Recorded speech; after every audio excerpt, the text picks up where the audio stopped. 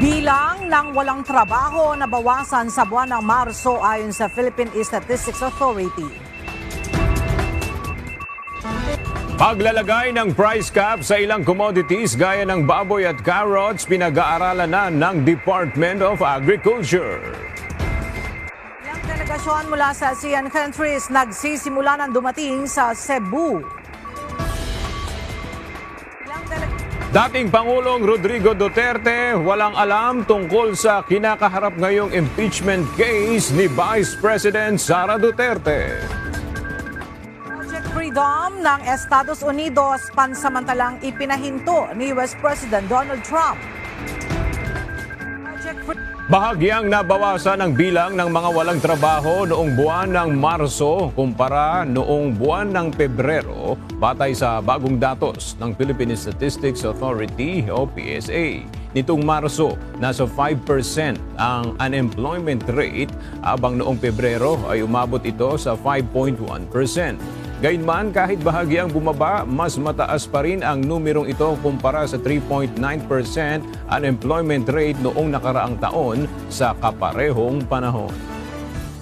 Ilang pangalan ng senador ang kasama sa mga inirekomenda ng Senate Blue Ribbon Committee na makasuhan dahil sa umano'y pagkakasangkot ng mga ito sa flood control project scandal. Base sa Chairman's Progress Report ni Senator Panfilo Ping Lacson kahapon sa plenaryo, ipinresenta niya ang mga posibleng criminal cases na maaaring isampa laban sa ilang individual na umano'y dawit sa kontrobersyal na mga proyekto kontra bahan ng pamahalaan.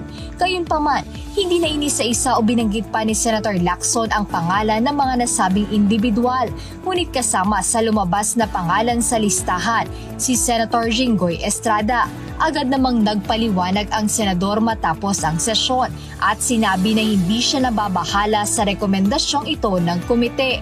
Nanindigan din ang mambabatas na wala siyang ginawang insertion at iginiit na paninira lamang ang mga ito. Not bothered by it. Tsaka naglabas na ng statement ng LBRMO na wala akong sinasabi ni Bryce Hernandez nung nag-hearing sa House. Ako raw ay nag-insert na 355 million.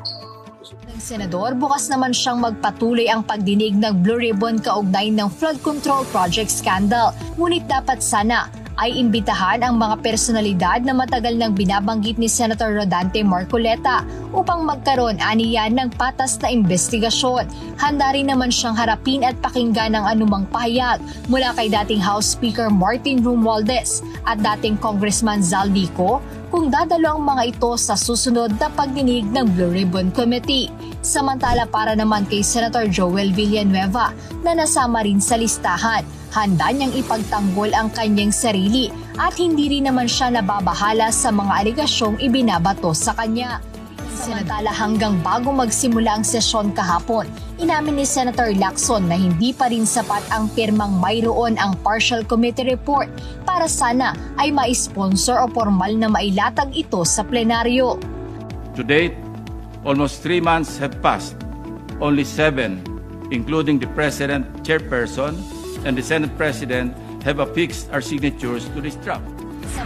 Nakakuha ng sapat na suporta mula sa iba't ibang ahensya ng gobyerno ang inihaing Kalinga Bill ni House Speaker Faustino Boji III at ni House Majority Leader Representative Sandro Marcos sa gitna na nangyayaring krisis sa langis. Sa isinagawang pagdinig ng House Ad Hoc Committee on Legislative Energy Action and Development o LEAD kahapon, iba't ibang suwestyon ang narinig ng komite na maaari nilang gamitin upang mas maging epektibo ang panukalang batas. Ayon kay House Committee on Ways and Means Chairperson Miro Kimbo, babalantasin nila ang mga rekomendasyong nakuha mula sa pagdinig.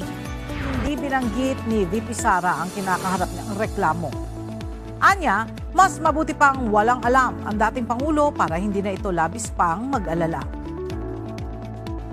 Hindi ko binanggit sa kanya ang impeachment at hindi ko binanggit sa kanya ang mga nangyari sa House of Representatives.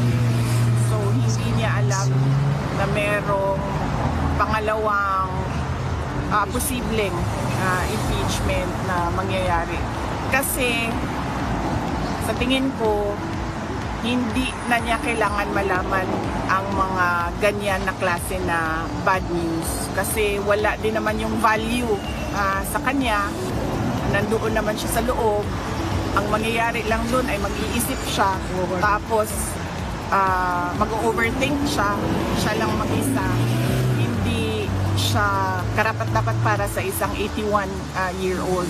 Dapat ang alam lang niya ay yung mga happy na mga bagay. Lalo pati nag-iisip tayo na baka nga dyan siya bawian ng buhay sa loob, no? Dyan siya mamamatay sa loob ng detention. So dapat yung maaalala niya at naiisip niya ay yung mga masasayang bagay, hindi yung mga kalokohan, korupsyon at abuso ng mga congressman at iba pang politiko kasama na ang administrasyon. Samantala, unfair o hindi patas para kay Vice President Sara Duterte ang pagdadawit sa kanyang pamilya sa impeachment proceedings. Ayon sa Vice Presidente, mga pribadong individual ang mga ito na kung tutuusin ay walang kinalaman sa mga reklamong isinampa laban sa kanya. Well, I think it's unfair dahil hindi naman sila Vice President and hindi naman sila ini-impeach. And tulad ng mga asawa at mga anak din ng mga congressman, they have the right to privacy, being ordinary individuals and private citizens. Pinagtibay pa ng Pilipinas at Japan ang kanilang pangako na paigtingin pa ang kanilang kooperasyon sa larangan ng depensa. Yan ang naging sentro ng pagpupulong kagabi nila Department of National Defense Secretary Gilberto Chodoro Jr. at Japan Defense Minister Shinjiro Koizumi. Binigyang diin ng defense official ng Japan ang matibay nilang koordinasyon sa Pilipinas sa gitna ng lumalalang mga hamon sa usapin ng seguridad. Ayon kay Koizumi, naging makabuluhan at malalim ang kanilang naging talakayan ni Secretary Chodoro, lalo na sa pagpapalawak ng kooperasyon sa policy, operations at defense technology.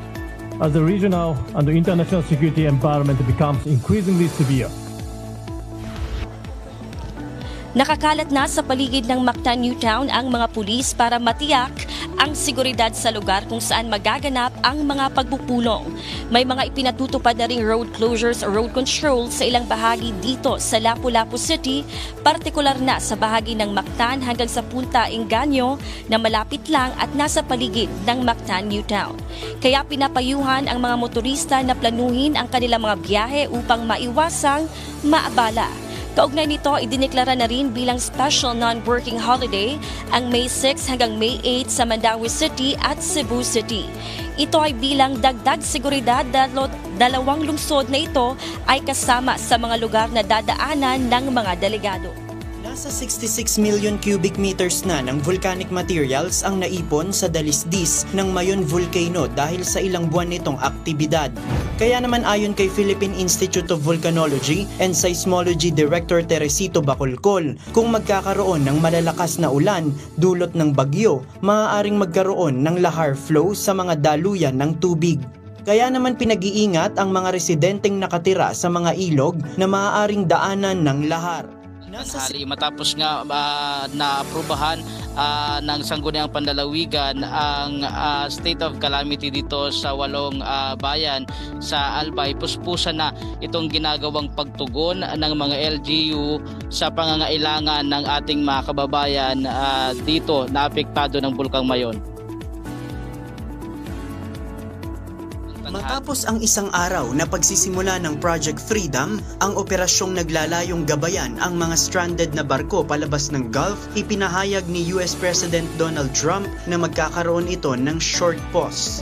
Ayon sa Pangulo, ito ay bunsod ng mutual agreement dahil sa malaking pag-unlad o great progress sa isinasagawa nitong diplomatikong solusyon sa tensyon sa Middle East.